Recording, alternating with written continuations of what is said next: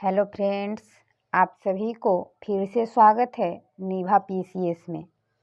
जैसे कि आप लोग जानते हैं कि हम लोग एनटीपीसी का पीवाईक्यू सीरीज स्टार्ट किए हैं।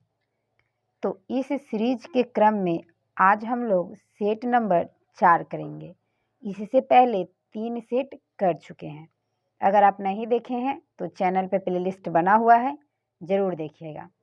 यह जो प्रैक्टिस सेट है वह CBT 1 का है और यह एग्ज़ाम 25/1/2021 का क्वेश्चन है और फर्स्ट शिफ्ट का एनटीपीसी का क्वेश्चन है। आप लोग जानते हैं कि हम जीके जीएस और करंट अफेयर को अपडेट करके एनालिसिस करते हैं। तो सारे करंट अफेयर के क्वेश्चंस और जीके जीएस एक जगह कर दिए हैं दोस्तों, ताकि आसानी हो। तो चलिए बिना समय गंवाए हम लोग स्टार्ट करते हैं और देखते हैं जीके जीएस के क्रम में पहला क्वेश्चन है कि निम्नलिखित में से कौन 2011 में 1969 railway engineer regiment of territorial army TA में शामिल थी। वह भारतीय सेना की पहली महिला जवान थी। तो भारतीय महिला की जो आर्मी है उसकी पहली महिला जो जवान थी वह सापेर शांति तिगा थी, जिन्होंने टेरिटोरियल आर्मी में शामिल हुए थे और यह 2011 में शामिल हुए थे और 1969 railway engineering regiment of territorial army में शामिल हुई थी। तो इसको याद रखिएगा। देखते हैं 2 नंबर मैथ्स का क्वेश्चन है दोस्तों। 2 नंबर क्वेश्चन है कि कामत, नामथा बरवा और गुरला मंथा निम्न में से किसका नाम है। तो कामेत, नामचा बरवा ये सब जो है वह हिमालय के पर्वतीय चोटी है, इसको याद रखिएगा। कामेत जो है उत्तराखंड में है। तब ये क्वेश्चन बहुत बार पूछा गया है कि कामेत किस राज्य में है, तो उत्तराखंड में, याद रखिएगा। देखते हैं अगला क्वेश्चन। कैलाश सत्यार्थी डैश के संस्थापक थे। कैलाश सत्यार्थी बचपन बचाओ आंदोलन के संस्थापक थे। इन्होंने 1980 में, याद रखिएगा, 1980 में बचपन बचाओ आंदोलन को शुरू किए थे और इन्हें इसी काम के लिए 2024 में, सॉरी दोस्तों 2014 में शांति का नोबेल पुरस्कार मिला था। अगला क्वेश्चन है कि किसी अन्य कमरे में बात कर रहे लोगों की बातें हमें ध्वनि के डैश के कारण सुनाई देती है। तो अगर कोई व्यक्ति दूसरे रूम में बात कर रहा है तो उस बात को हमारे तक जो आता है, पहुंचता है बात, वह ध्वनि के विवर्तन के कारण पहुंचता है। ध्वनि का विवर्तन सुनने के लिए 2 परावर्तक सतह और व्यक्ति के बीच की दूरी 16.5, याद रखिएगा, 16.5 लगभग 17 मीटर होना आवश्यक है प्रतिध्वनि सुनने के लिए। और हमारे कान पर कोई भी ध्वनि जो प्रतिध्वनि हमको सुनाई देता है वह 1/10 सेकेंड यानी 0.1 सेकेंड तक रहता है। ध्वनि एक अनुदैर्घ्य तरंग है। ध्वनि निर्वात में गमन नहीं करती है। ध्वनि को गमन करने के लिए किसी न किसी माध्यम का होना आवश्यक है। तो याद रखिएगा कि निर्वात में ध्वनि की चाल 0 होता है। अब है परावर्तन। तो प्रकाश का परावर्तन होता है कि जब कोई प्रकाश किसी परावर्तक सतह से टकराकर पुनः उसी रास्ते पर वापस जो लौट जाती है, तो इस प्रक्रिया को प्रकाश का परावर्तन कहते हैं। प्रकाश के परावर्तन के भी 2 नियम होते हैं, इसको याद रखिएगा। अगला क्वेश्चन देखते हैं कि निम्नलिखित में से क्या संयुक्त राष्ट्र यूएन का एक अंग नहीं है। संयुक्त राष्ट्र का राज्य परिषद अंग नहीं है। सुरक्षा परिषद, महासभा और अंतर्राष्ट्रीय न्यायालय ये संयुक्त राष्ट्र का अंग है। सुरक्षा परिषद जो है दोस्तों, इसे संयुक्त राष्ट्र का प्रहरी या पुलिसमैन भी कहा जाता है। राज्य परिषद जो है वह राज्यसभा के जैसा एक अस्थाई सदन है। इसका जो सदस्यों का कार्यकाल होता है वह 6 वर्षों का होता है। प्रति 2 वर्ष पर इसके 1/3 सदस्य निर्मुक्त होते हैं और नए सदस्यों का चयन होता है। यूनाइटेड नेशन का एक संस्था है अंतर्राष्ट्रीय न्यायालय, जिसका मुख्यालय द हेग में है। यह क्वेश्चन बहुत बार पूछा गया है कि अंतर्राष्ट्रीय न्यायालय का मुख्यालय कहाँ है, तो द हेग में है और द हेग नीदरलैंड में है। यूनाइटेड नेशन की स्थापना 24 अक्टूबर 1945 को हुआ था। इसका मुख्यालय न्यूयॉर्क में है। अंतर्राष्ट्रीय न्यायालय हम लोग इसकी स्थापना 24 अक्टूबर को हुआ था, इसीलिए प्रत्येक वर्ष 24 अक्टूबर को हम लोग संयुक्त राष्ट्र संघ दिवस मनाते हैं। सुरक्षा परिषद में टोटल 15 सदस्य होते हैं, जिसमें 5 स्थायी और 10 अस्थायी सदस्य होते हैं, तो इसको भी याद रखना है। देखते हैं अगला क्वेश्चन। अगला क्वेश्चन है कि ऊष्मा संतुलन क्या है? ऊष्मा संतुलन किसे कहते हैं? तो पृथ्वी द्वारा अवशोषित आपतित ऊष्मा और विकिरण के रूप में बाहर जाने वाले ऊष्मा के बीच संतुलन को हम लोग ऊष्मा संतुलन के नाम से जानते हैं। पृथ्वी जो ऊष्मा को अवशोषित करती है, जो आपतित होता है, आपतित मतलब होता है कि जो ऊष्मा आ रहा है तो उसे आपतित ऊष्मा कहेंगे, और जो ऊष्मा पृथ्वी से टकराकर जा रहा है उसको परावर्तित ऊष्मा कहते हैं। तो पृथ्वी पर जो ऊष्मा आपतित आ रही है और विकिरण के रूप में टकराने के बाद विकृत होती है, अब बाहर जो ऊष्मा निकलती है, तो दोनों के बीच जो बैलेंस बना रहता है उसी को हम लोग ऊष्मा संतुलन के नाम से जानते हैं। देखते हैं अगला क्वेश्चन। पेशी तंत्र का कौन सा भाग हड्डी को हड्डी से जोड़ता है? तो जो हमारा पेशी तंत्र होता है उसको हड्डी से जोड़ने का काम, हड्डी से हड्डी लिगामेंट के द्वारा जोड़ा जाता है, जिसे हम लोग अस्थि बंध हिंदी में कहते हैं। और हड्डी से मांसपेशी को जोड़ने का काम टेंडन करता है, तो जिसको हम लोग हिंदी में स्नायु कहते हैं। तो यह अस्थि को मांसपेशी से जोड़ता है, इसको याद रखिएगा। और हड्डी बहुत बार पूछा जाता है कि हड्डी कैसा तत्व है, तो हड्डी जो है कैसा उत्तक है, तो हड्डी जो है हमारा संयोजी उत्तक है।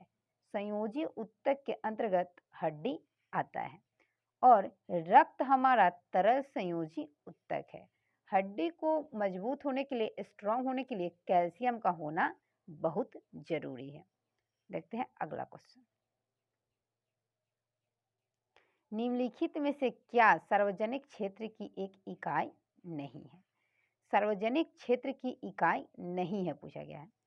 तो आईसीआईसी जो है वह सार्वजनिक क्षेत्र की इकाई नहीं है। आईसीआईसी का full form industrial credit and investment corporation of India होता है, जिसकी स्थापना 1994 में हुआ था। याद रखिएगा कि आईसीआईसी की स्थापना 1994 में हुआ था। अगला क्वेश्चन। अगला क्वेश्चन है कि 31 अक्टूबर 2020 तक प्राप्त जानकारी के अनुसार अंतर्राष्ट्रीय मुद्रा कोष IMF में सदस्य देश कितना है? तो IMF में जो है दोस्तों अभी भी सदस्य देशों की संख्या 190 ही है। 190 देश जो है, जो 190 स्थान पर है, जो जुड़ा है अभी वह है अंडोरा, 190वां देश। इसको याद रखिएगा नाम कि अंडोरा है। अगर IMF की बात करें तो इसकी स्थापना 1944 में ब्रेटन वुड्स सम्मेलन के दौरान हुआ था और वर्ल्ड बैंक की भी स्थापना इसी सम्मेलन में हुआ था।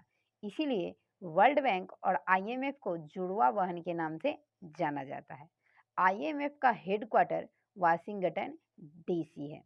IMF का वर्तमान अध्यक्ष क्रिस्टलिना जॉर्जीवा है, तो अध्यक्ष याद रखिएगा। अगला क्वेश्चन देखते हैं। अगला क्वेश्चन है कि अंतर्राष्ट्रीय श्रम संगठन ILO इंटरनेशनल लेबर ऑर्गेनाइजेशन का मुख्यालय कहाँ स्थित है? तो ILO का मुख्यालय जिनेवा में है, जो स्विट्जरलैंड में है। ILO की स्थापना 1919 में हुआ था, इसको याद रखिएगा। और इसके सदस्य देश की अगर बात करें तो 187 है वर्तमान में। इसे ILO को 1969, इसको याद रखिएगा, 1969 में शांति का नोबेल पुरस्कार भी मिल चुका है, तो इसको भी याद रखिए। देखते हैं अगला क्वेश्चन। 24वें जैन तीर्थंकर का नाम क्या है? देखिए, जैन तीर्थंकर जैन धर्म के जो मानने वाले हुए, जो जैन धर्म को आगे बढ़ाने का काम किए, तो उनको तीर्थंकर कहते थे। तो जैन धर्म के 24वें और अंतिम तीर्थंकर महावीर थे। महावीर स्वामी पहले तीर्थंकर ऋषभदेव थे, जिन्हें जैन धर्म का संस्थापक माना जाता है। जैन धर्म का वास्तविक संस्थापक महावीर को माना जाता है। महावीर का जन्म 543 BC, इसको याद रखिएगा कि 543। अभी नया बुक में दोस्तों 599 देता है, तो दोनों याद रखिएगा, अकॉर्डिंग टू ऑप्शन जो आएगा काम करना है। इनका जन्म कुंडग्राम वैशाली में हुआ था। नेक्स्ट क्वेश्चन, कोलेरू झील कहाँ स्थित है? तो कोलेरू झील जो है वह आंध्र प्रदेश में स्थित है, तो इसको भी याद रखिएगा कि कोलोरी झील आंध्र प्रदेश में स्थित है। बूलर झील, डल झील जम्मू कश्मीर में स्थित है, जो भारत के सबसे मीठे पानी की सबसे बड़ी झील है। अगला क्वेश्चन, है कि डैश के अंतर्गत भूकंपों का अध्ययन किया जाता है। भूकंपों का अध्ययन किसमें किया जाता है? तो सीस्मोलॉजी में, सीस्मोलॉजी के अंतर्गत हम लोग भूकंपों का अध्ययन करते हैं। सीस्मोलॉजी, भूकंपों का अध्ययन। भूकंप का तीव्रता को हम लोग रिएक्टर स्केल पर मापते हैं। रिएक्टर स्केल का पैमाना 1 से 10 के बीच होता है। तो एक जिस भूकंप की तीव्रता होती है उसको सबसे न्यून कम माना जाता है, और जो 10 होता है, अधिकतम 10 होता है, तो जो 10 होता है उसमें सबसे अधिक माना जाता है और भयानक भूकंप माना जाता है। IPAB की स्थापना 2003 में वाणिज्य एवं उद्योग मंत्रालय के अधीन हुई थी। इसका पूर्ण रूप क्या है? तो IAPB का full form internal property appellate board होता है, तो इसको याद रखिएगा कि इंटरनल प्रॉपर्टी अपीलेट बोर्ड, जिसकी स्थापना 2003 में हुआ था और यह वाणिज्य एवं उद्योग मंत्रालय के द्वारा किया गया था। अगला क्वेश्चन देखते हैं, ध्वनि की तीव्रता को मापने के लिए निम्नलिखित में से किस मात्रक का उपयोग करते हैं? तो ध्वनि की जो तीव्रता होती है उसे हम लोग डेसिबल में मापते हैं। रेडियो सक्रियता क्यूरी, और हम लोग पास्कल जो होता है वह दाब का एसआई मात्रक होता है। कार्य और ऊर्जा का एसआई मात्रक जूल होता है। ध्वनि की तीव्रता को डेसिबल से मापते हैं।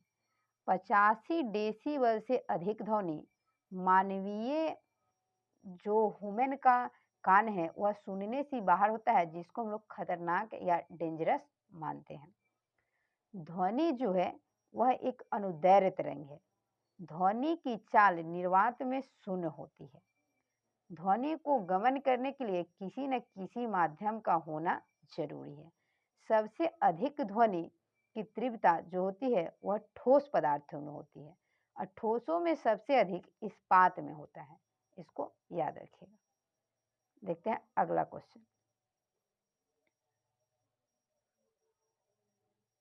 अगला क्वेश्चन है कि हवा की गति को मापने के लिए निम्न में से किस उपकरण का उपयोग करते हैं? तो हवा की गति को एनीमोमीटर में मापते हैं, हाइग्रोमीटर में आर्द्रता को मापते हैं, एमीटर में धारा को मापते हैं। विद्युत धारा का एसआई मात्रक ए मीटर होता है, जिसको हम लोग एम्पियर कहते हैं। ए मीटर में भी धारा को मापते हैं, एसआई मात्रक एम्पियर होता है। एनीमोमीटर से हम लोग ध्वनि की गति को मापते हैं, हाइग्रोमीटर से आर्द्रता को मापते हैं। तो चलिए कुछ हम लोग एसआई यूनिट यहाँ बात कर लेते हैं। जैसे बल का एसआई मात्रक न्यूटन होता है, कार्य का एसआई मात्रक जूल होता है, ऊर्जा का एसआई मात्रक जूल होता है, ध्वनि का एसआई मात्रक डेसिबल होता है, आवृत्ति का एसआई मात्रक हर्ज होता है, शक्ति का एसआई मात्रक वाट होता है, ऊर्जा का व्यावसायिक मात्रक किलोवाट घंटा होता है। तो ऐसे बहुत सारे एसआई यूनिट है जिसको याद रखिएगा। विभव और विभवांतर का एसआई मात्रक वोल्ट होता है। तो कुछ याद रखिएगा तो कुछ ऑटोमेटिक ऑप्शन से छटा जाएगा। अगला क्वेश्चन कि 2019 में निम्नलिखित में से किसे भारत रत्न से सम्मानित किया गया है? भारत रत्न से 2019 में नानाजी देशमुख को सम्मानित किया गया था। इसको याद रखिएगा। भारत रत्न सबसे पहले दिया गया था 1954 में 3 लोगों को। अभी 2024 में जो भारत रत्न मिला है उसमें लाल कृष्ण आडवाणी, चौधरी चरण सिंह, पीवी नरसिम्हा राव, कर्पूरी ठाकुर और एम.एस. स्वामीनाथन को मिला है। यह पुरस्कार 1954 से देना शुरू हुआ था। 1954 में 3 लोगों को दिया गया था, सी.वी. रमन, राधा कृष्णन और सी राजगोपालाचारी। तो 1954 में जो 3 नोबेल पुरस्कार मिले थे 3 लोगों को, उनमें सबसे पहले किसे मिला था? तो सबसे पहले यह पुरस्कार सी राजगोपालाचारी को मिला था। अगला क्वेश्चन, राष्ट्रीय मानव अधिकार आयोग के अध्यक्ष कौन होता है? तो राष्ट्रीय जो मानव अधिकार आयोग होते हैं उनके अध्यक्ष भारत के सेवानिवृत्त मुख्य न्यायाधीश होते हैं। यानी भारत के वैसे मुख्य न्यायाधीश जो रिटायरमेंट हो जाते हैं वह राष्ट्रीय मानव अधिकार आयोग के अध्यक्ष होते हैं। राष्ट्रीय मानव अधिकार आयोग जो है वह एक वैधानिक संस्था है। 1993 में इसका गठन हुआ था। इसका हेडक्वार्टर न्यू दिल्ली है। इस मानव अधिकार आयोग में एक अध्यक्ष और 6 अन्य सदस्य होते हैं, जिनका कार्यकाल 5 वर्ष या 70 वर्ष की आयु जो पहले पूरा हो उसके अनुसार होता है। वर्तमान में राष्ट्रीय मानव अधिकार आयोग के अध्यक्ष अरुण कुमार मिश्र हैं। इनका नाम याद रखिएगा, पूछा जा सकता है एग्जाम में।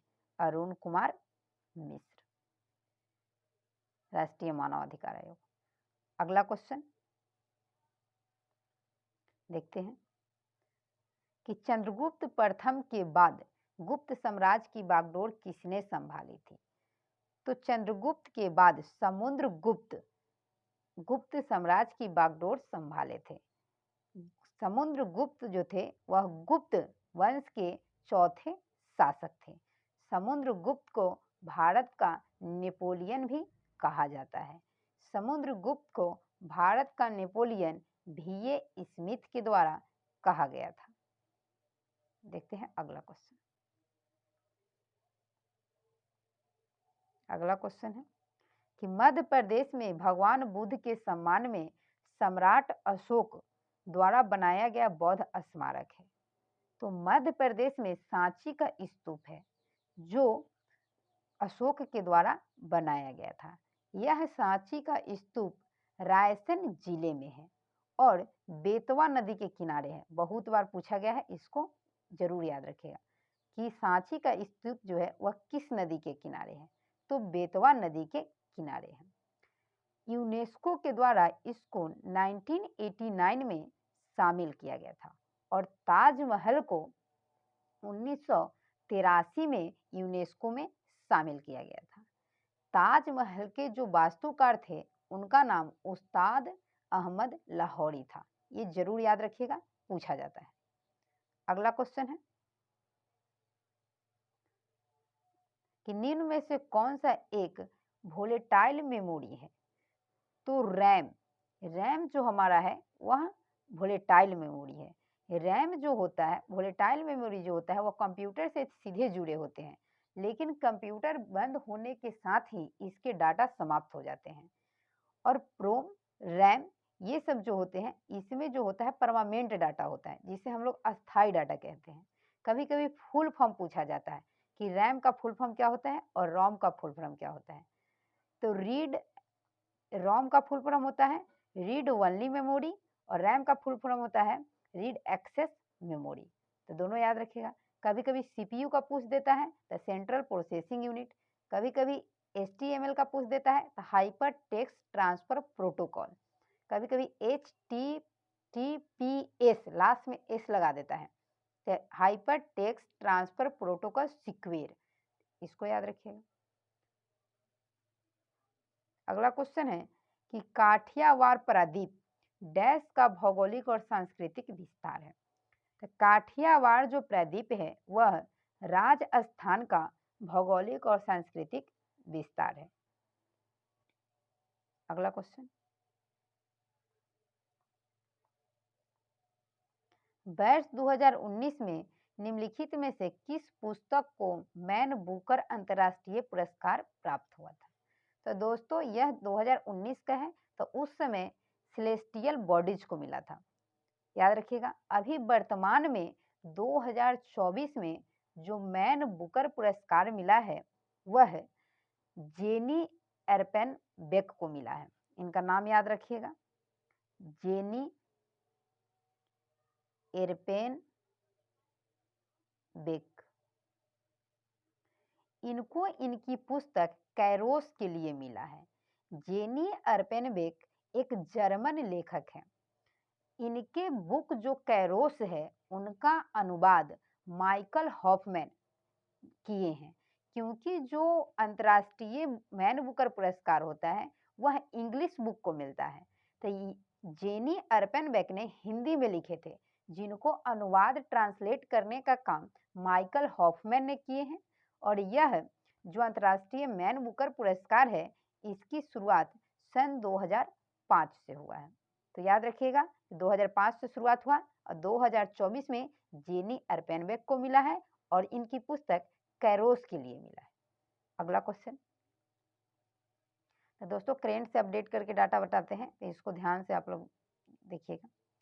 मोत्सु पर्व भारत के किस भाग में मनाया जाता है। तो मोत्सु जो पर्व है वह नागालैंड में मनाया जाता है।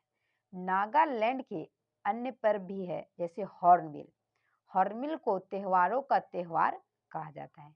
आंगमोंग, तोखो, इमोंग, यमसे, सकिरनई, बांस, ये सब जो पर्व है वह नागालैंड में मनाया जाता है।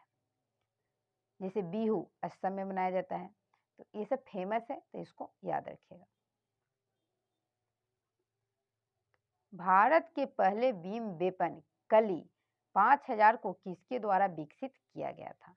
तो भारत के पहले बीम वेपन जो कली था वह डीआरडीओ और बार्क के सहयोग से इसको विकसित किया गया था। कली का जो फुल फॉर्म होता है वह है किलो एम्पियर लीनियर इंजेक्टर। यह डीआरडीओ और बार्क के द्वारा विकसित किया गया था। डीआरडीओ की स्थापना 1958 में हुआ था। डीआरडीओ का हेडक्वार्टर न्यू दिल्ली में है। डीआरडीओ के वर्तमान अध्यक्ष समीर बी कामत हैं। इसरो की स्थापना 15 अगस्त 1969 को हुआ था। इसरो का हेडक्वार्टर बेंगलुरु में स्थित है। इसरो के वर्तमान अध्यक्ष एम सोमनाथ है। बार्क की स्थापना 3 जनवरी 1954 को हुआ था। इसका हेडक्वार्टर मुंबई में है और इसके वर्तमान जो सचिव हैं वह अजीत कुमार मोहंती है, जो 14वें नंबर के आपके हैं। अगर सीडेक की बात करें तो सीडेक कंपनी पुणे की कंपनी है। सीडेक का फुल फॉर्म होता है सेंटर फॉर डेवलपमेंट और एडवांस कंप्यूटिंग। इसकी स्थापना 1988 में हुआ था। तो याद रखिएगा जितना एडवांस कंप्यूटिंग होता है वह सीडेक पुणे के द्वारा तैयार किया जाता है। अगला क्वेश्चन, तो इतने सारे फैक्ट्स को याद रखना। निम्नलिखित में से क्या ग्रामीण विकास का समर्थन नहीं करता है। तो ग्रामीण विकास का समर्थन शहरी ऋण नहीं करता है। शहरी ऋण जो होता है वह शहर की कंपनी का विकास करता है, शहर की कंपनियों को उपलब्ध होता है, शहर के जो लोग हैं वहाँ जो निवास करते हैं उनको उपलब्ध होता है। तो इससे ग्रामीण विकास का कोई समर्थन नहीं होता है और ग्रामीणों को इनसे कोई लाभ नहीं होता है। इसीलिए हम कह सकते हैं कि शहरी ऋण से ग्रामीण विकास का कोई समर्थन नहीं होता है। अगला क्वेश्चन, अगला क्वेश्चन है आपका कि नॉन वोलेटाइल मेमोरी एक प्रकार की कंप्यूटर मेमोरी है जो कंप्यूटर के भी संग्रहित सूचनाओं को प्राप्त कर सकती है। तो नॉन वोलेटाइल मेमोरी जो है वह चालू न होने पर भी कंप्यूटर में जो डाटा रहती है उसको प्राप्त कर सकती है, जिसको हम लोग अस्थायी मेमोरी कह सकते हैं, जिसे जिसमें डाटा को अस्थायी रखा जाता है, जैसे रोम। इसमें डाटा अस्थायी होते हैं, अस्थायी डाटा इसमें रहता है और इसको अस्थायी मेमोरी के नाम से भी जानते हैं। अगला क्वेश्चन, अगला क्वेश्चन है आपका कि 1929 में दिल्ली के केंद्रीय विधानसभा सेंट्रल लेजिस्लेटिव असेंबली में किन दो स्वतंत्रता सेनानियों ने स्मोक बम फेंके थे? तो भगत सिंह और बटुकेश्वर दत्त ने 9 अप्रैल 1929 को इन दोनों लोगों ने दिल्ली के केंद्रीय विधानसभा में बम फेंके थे। इसी में भगत सिंह को फांसी 23 मार्च 1931 को दिया गया था। इन लोगों ने पब्लिक सेफ्टी और ट्रेड डिस्प्यूट जो बिल था, जिसको डिस्प्यूट बिल बोलते हैं, पब्लिक सेफ्टी और ट्रेड डिस्प्यूट बिल के विरोध में केंद्रीय विधानसभा में बम फेंके थे 9 अप्रैल 1929 को। इसे भगत सिंह को ही फांसी दिया गया था। तो भगत सिंह, सुखदेव और राजगुरु को एक साथ फांसी दिया गया था 23 मार्च 1931 को। देखते हैं अगला क्वेश्चन। तो दोस्तों, जितने भी एक्सटर्नल फैक्ट बताते हैं उसको याद रखिएगा, क्योंकि यह बार बार एग्जाम में आता है। प्लूटो ग्रह की खोज किसने की थी? तो प्लूटो ग्रह का खोज क्लाइड टॉम्बेम के द्वारा किया गया था। क्लाइड टॉम्बेम जो है वह प्लूटो ग्रह की खोज 1930 में किए थे और 2006 में प्लूटो को ग्रहों की श्रेणी से निकाल दिया गया था। वर्तमान में ग्रहों की संख्या 8 है, जिसमें सबसे बड़ा ग्रह बृहस्पति है और सबसे छोटा ग्रह बुध है। याद रखिएगा, 4 आंतरिक ग्रह हैं और 4 बाह्य ग्रह हैं। आंतरिक ग्रह को हम लोग पार्थिव ग्रह भी कहते हैं और बाह्य ग्रह को जोवियन ग्रह के नाम से जाना जाता है। इवनिंग स्टार या मॉर्निंग स्टार के नाम से शुक्र को जाना जाता है। प्रेशर कुकर ग्रह शुक्र ग्रह को ही कहते हैं। एक क्वेश्चन आता है कि वह कौन सा ऐसा ग्रह है जहां एक दिन एक साल के बराबर होता है? तो शुक्र ग्रह पर एक साल एक दिन के बराबर होता है। शनि ग्रह के चारों ओर छल्ले पाए जाते हैं। अरुण ग्रह को लेटा हुआ ग्रह कहा जाता है। मंगल को लाल ग्रह कहा जाता है। पृथ्वी को नीला ग्रह के नाम से जाना जाता है। पृथ्वी का एकमात्र प्राकृतिक उपग्रह चंद्रमा है। मंगल के 2 उपग्रह है, फमोस और डिमोस। तो डिमोस जो है वह सबसे छोटा उपग्रह है। सबसे बड़ा अगर उपग्रह की अगर बात करें तो ये बृहस्पति का गैनीमेड है। तो इतने सारे क्वेश्चन को याद रखें। अगला क्वेश्चन, माँ के गर्भ में बच्चा डैश के माध्यम से अपना पोषण प्राप्त करता है। तो जो महिलाएं अपना भोजन, जिसमें जो बच्चे को गर्भ में अपना भोजन जो प्राप्त होता है, तो वह बीजांडसन, जिसको प्लेसेंटा के नाम से जानते हैं, इसी के द्वारा बच्चों में भोजन का पोषण जाता है। तो जो भोजन माँ करती है वह भोजन, उससे जो पोषण प्राप्त होता है बच्चे को, वह प्लेसेंटा के द्वारा ही जाता है। प्लेसेंटा से ही माँ के गर्भ में बच्चे जो होते हैं वह जुड़े होते हैं। अगला क्वेश्चन, दोस्तों कोई भी कंटेंट को बोलने में थोड़ा सा मिस्टेक हो जाता है तो इसको इग्नोर कीजिएगा और क्षमा कीजिएगा। दुनिया का पहला आधिकारिक एयरमेल फरवरी 1911 में डैश से डैश भेजा गया था। तो दुनिया का पहला आधिकारिक एयरमेल 1911 में भेजा गया था और यह अहमदाबाद से नैनी भेजा गया था। तो इसको भी याद रखिएगा, क्योंकि यह पूछा जा सकता है कि दुनिया का पहला आधिकारिक एयरमेल कब भेजा गया? तो 1911 में। और कहाँ से कहाँ? तो इलाहाबाद से नैनी भेजा गया था। अगला क्वेश्चन, ये स्टैटिक जीके के तौर पे याद रखिएगा। 72 नंबर क्वेश्चन है कि नीला थोथा का रासायनिक नाम क्या है? तो नीला थोथा को कॉपर सल्फेट के नाम से भी जानते हैं। इसको क्यूप्रिक सल्फेट भी बोलते हैं। CuSO4 याद रखिएगा। यह जल में विलय होता है और नीला थोथा एक विष के समान होता है। इसको भी याद रखिएगा। ठीक है। अगला क्वेश्चन, निम्नलिखित में से क्या भारत का प्रमुख कार्यक्रम नहीं है? तो भारत का प्रमुख कार्यक्रम मरुस्थल विकास कार्यक्रम नहीं है, क्योंकि अभी तक मरुस्थल के विकास के लिए कार्यक्रम कोई स्कीम गवर्नमेंट के द्वारा नहीं चलाया गया। सर्व शिक्षा अभियान यह भी चलाया गया है। राष्ट्रीय ग्रामीण स्वास्थ्य मिशन ये भी चलाया गया है और प्रधानमंत्री आवास योजना ये भी चलाया गया है। तो मरुस्थल का विकास कार्यक्रम भारत का प्रमुख कार्यक्रम नहीं है, क्योंकि अभी तक सेंट्रल गवर्नमेंट के द्वारा कोई भी ऐसा स्कीम नहीं लाया गया। अगला क्वेश्चन है कि कंप्यूटर शब्दावली में IDN का पूर्ण रूप क्या है? तो दोस्तों देखिए, सेट में प्रत्येक सेट में एक कंप्यूटर से फुल फॉर्म पूछा जा रहा है, तो इसको याद रखिएगा। तो IDN का फुल फॉर्म होता है इंटरनेशनलाइज्ड डोमेन नेम। इंटरनेशनलाइज्ड जो डोमेन नेम होता है उसको हम लोग IDN के रूप में जानते हैं।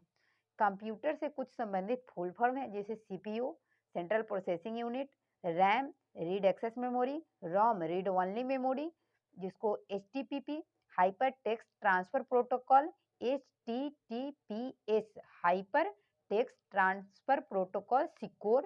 तो ये सब को याद रखिएगा। कंप्यूटर के जनक चार्ल्स बेबेज को कहा जाता है, जो अभी आधुनिक कंप्यूटर है हमारा।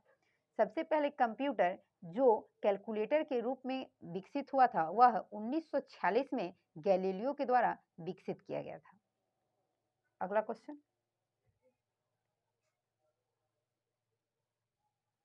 खिलाफत आंदोलन की शुरुआत डैश में हुई थी? तो खिलाफत आंदोलन 1919 में तुर्की में हुआ था। भारत में खिलाफत आंदोलन का ऐसा कोई आधिकारिक उद्देश्य नहीं था, पर्सनल या भारत का नहीं था। यह तुर्की में, जो वहाँ का तुर्की था, तो वहाँ के तुर्की के लोगों ने इस्लाम के लिए, जो वहाँ बोला जाता था कि जो खलीफा है इस पर इस्लाम का अधिकार होना चाहिए, तो इसी के खिलाफ में खिलाफत आंदोलन शुरू हुआ था और यह 1919 में शुरू हुआ था। अगला क्वेश्चन, तो कंटिन्यू हम लोग दोस्तों सेट को कर रहे हैं, तो इसको ध्यान रखिएगा। भारत का सबसे बड़ा नाभिकीय शक्ति केंद्र डैश में स्थित है?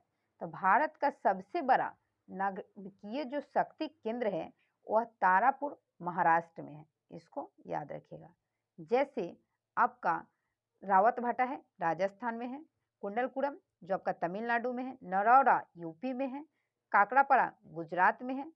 तो इसको याद रखिएगा दोस्तों। 5-6 भी याद रहेगा तो ऑप्शन से आप छांट सकते हैं। 81 नंबर में है कि NCSM संस्कृति मंत्रालय के अधीन, संस्कृति मंत्रालय है हमारा, उसके अधीन चलाया गया था। तो यह स्वायत्त संस्था है, इसका पूर्ण रूप क्या है? तो national council of science museums. NCM का full form national council of science museum है। यह संस्कृति मंत्रालय के अधीन एक स्वायत्त संस्था है, जिस पर किसी का भी अंडर नहीं चलता है, यह उसके अनुसार काम करता है। तो इसको याद रखिएगा। इसका गठन जो है दोस्तों, कह सकते हैं हम लोग कि इसका गठन हुआ था आपका 1978 के अंतर्गत। अगला क्वेश्चन,